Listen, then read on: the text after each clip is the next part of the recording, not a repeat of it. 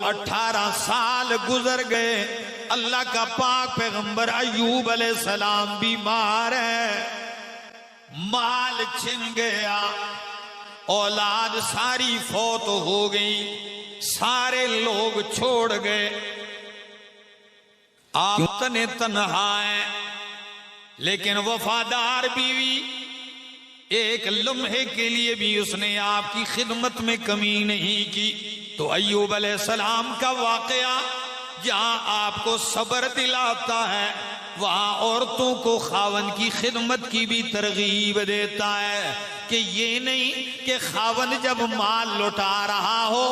کاروبار چل رہا ہو، پھر تو آپ ہنسی خوشی رہیں، اور اگر حالات بدل جائیں تو بیوی خاوند سے نظریں پھیر لے۔ نہیں، اگر وہ بیمار بھی پڑ جائے تو وفادار عورت پھر بھی خاوند کی خدمت میں کمی نہیں کرتی۔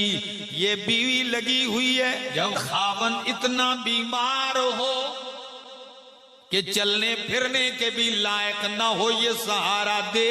اور قضائے حاجت کے لیے لے جائے، جب وہ حاجت سے فارغ ہو پھر یہ آئے اور آپ کو ہاتھ دے کے اٹھا کے گھر لے آئے، سارا دن خدمت بھی کرتی ہے، کھانے کا بھی انتظام کرتی ہے، اور جب گھر میں کچھ نہیں ہے تو بائیں دائیں سے جا کے کچھ خوراک بھی آپ کے لیے مہیا کرتی ہے، اور ہر وقت آپ کے علاج کی بھی فکر میں لگی ہوئی ہے کہ میرا خاوند کس طرح صحت مند بن جائے۔ یقین کیجئے اللہ کے پاک پیغمبر صلی اللہ تعالی علیہ وسلم کا فرمان عالی شان ہے، الدنیا کلھا متاع، یہ دنیا تو ساری کی ساری مال و متاع ہے، لیکن انسان کا بہترین اثاثہ وخیر متاع الدنیا المرأة الصالحہ، دنیا کا بہترین متاع اثاثہ